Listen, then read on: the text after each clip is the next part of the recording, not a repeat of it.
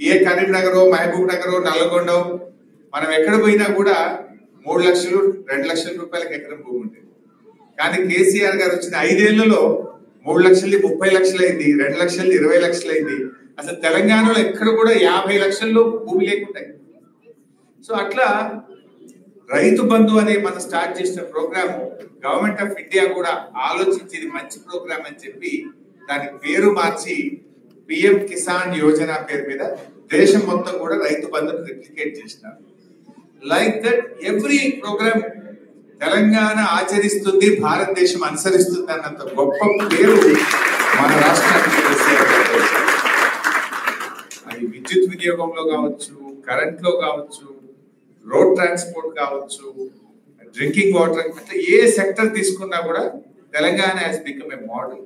అసలు మన ప్రభుత్వం ఉన్నప్పుడు ఆల్మోస్ట్ ఎవ్రీ మంత్ ఏదో ఒక స్టేట్ నుంచి ఏదో ఒక డెలిగేషన్ వచ్చేది. డ్రింకింగ్ వాటర్ స్టడీ చేసుకోవడానికి, పవర్ సెక్టర్ స్టడీ చేయడానికి, హరితహారం స్టడీ చేయడానికి.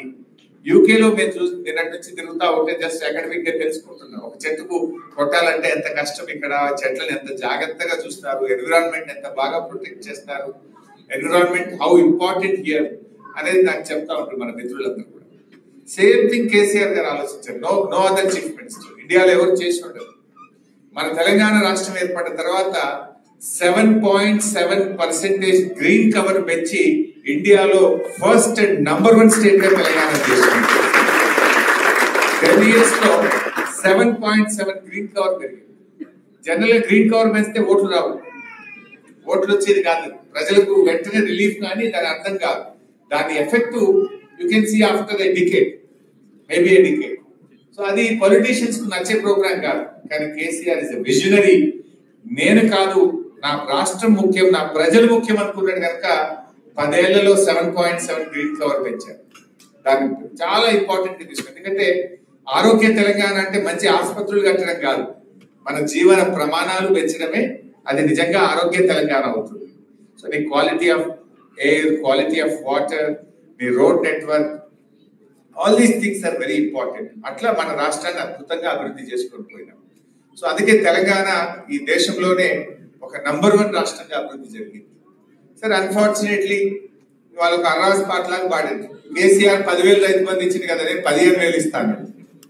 ఒక ఆయన మెదక్ ఎమ్మెల్యే, మీరు ఎప్పుడైనా వీడియో చూసిందో లేదో, ఎలక్షన్ లో పోటీ చేసిన ఆయన, కేసీఆర్ 24 గంటల కరెంట్ ఇచ్చాడు, రోజుకు నేను 48 గంటలు ఇస్తాను.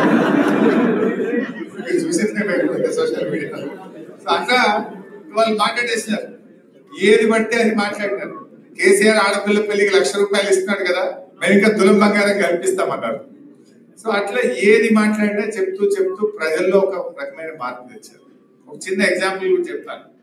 ఒక రోజు నా దగ్గరికి పంచాయత్ సెక్రటరీలు వచ్చినారు, అంటే విలేజ్ ఆఫీసర్స్, విలేజ్ అడ్మినిస్ట్రేషన్ చూసి officers. They all came to almost వాళ్ళ అసోసియేషన్ 15 మంది వచ్చినారు. చాలాసేపు కూర్చోబెట్టి నేను మాట్లాడుతుంటే they gave a representation saying that we have so much, ఎన్నో ఇష్యూస్ ఉన్నాయి, మాకు చాలా కష్టాలు ఉన్నాయి, మాకు గ్రామ పంచాయతీలకు డబ్బులు రాక మేమందరూ అప్పులపాలైపోయాము, ట్రాక్టర్లో డీజిల్ పోయడానికి కూడా ప్రభుత్వం డబ్బులు ఇస్తలేదు, మా రెగ్యులరైజేషన్ కావట్లేదు, వాళ్ళ గ్రీవియన్స్ అంతా చెప్పారు. వాళ్ళు అడిగాను, అంటే మీకు ఉద్యోగాలు ఎవరు ఇచ్చిందా బాబు అన్నారు. కేసీఆర్ గారు ఇచ్చారు. అప్పుడు ఒకేసారి 10,000 జాబ్స్ ఇచ్చారు పంచాయత్ సెక్రటరీస్. ఉద్యోగాలు ఎవరు ఇచ్చారు? కేసీఆర్. ట్రాక్టర్లు ఎవరు ఇచ్చారు? కేసీఆర్ గారు ఇచ్చారు. మీకు పవర్స్ డెలిగేట్ చేసింది ఎవరు?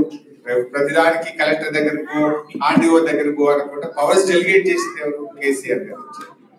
మరి మీరే కదరా పోయి మమ్మల్ని ఒడగొట్టింది అని అంటే ఒక మంచి మాట చెప్పండి. నేను కూడా ఐ రియలైజ్ ఏమన్నాడు ఒక సెక్రటరీ అందరూ వేసి, మాకు ఎట్లా తెలుస్తుందన్నా మీ విలువ, తెలంగాణ వచ్చినాక డైరెక్ట్ మీరే గవర్నమెంట్ లోకి వచ్చిండ్రు, 2 టర్మ్లు మీరే ఉంటారు, వాళ్ళు ఏదేదో చెప్తున్నారు కదా, వాళ్ళు ఏదో చెప్తే ఇంకా బాగా అయితేమో, ఇంకా బెటర్గా ఉంటుందేమో అని అనుకున్నాము.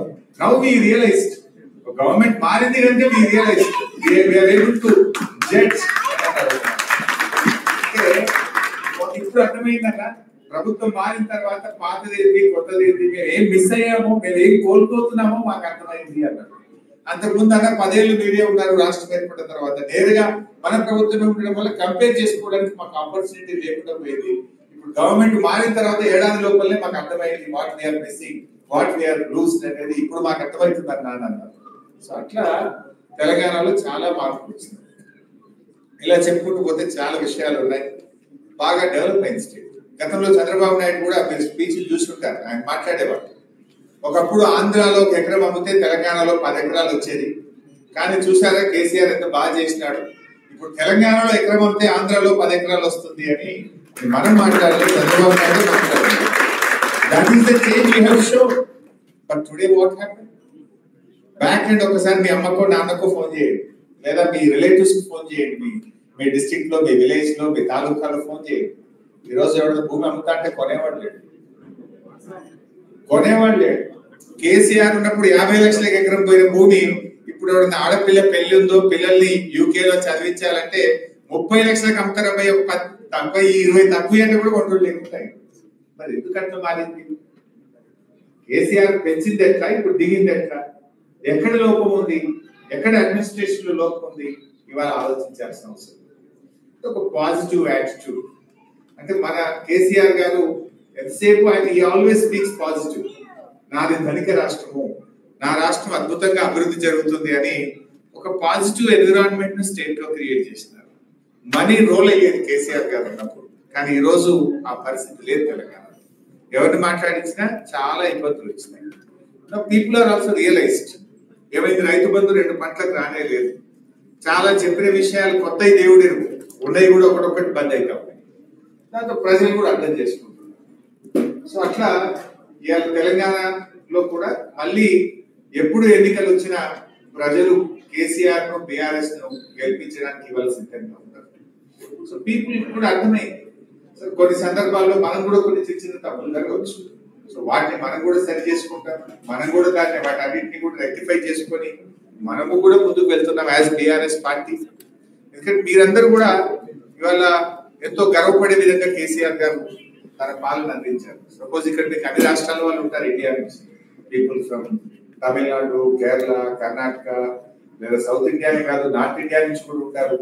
కంపారిజన్ లో మీరు ఎంత ప్రౌడ్ గా చెప్పగలుగుతారు? మా స్టేట్ లో 24/7 agriculture free power in our state అంటే నో అదర్ స్టేట్. ఇండియా ఇప్పటికీ ఉత్తరప్రదేశ్ లో పోతే ఏదైతే UP considered to be the largest state and highest population, ఈ రోజు కూడా యూపీలో డీజిల్ పంపులు ఉంటాయి. ఇంకా ఎలక్ట్రిసిటీ 100% లేదు. ఆ ఉన్న చోట కూడా రైతులకు they give only 6 to 8 hours ఇస్తారు. 6 to 8 అవర్స్. ఇంకా కొన్ని చోట్ల డీజిల్ పంప్స్ ఉంటాయి. మన దగ్గర అసలు 24/7 ఫ్రీ పవర్ ఇవ్వగలుగుతారు.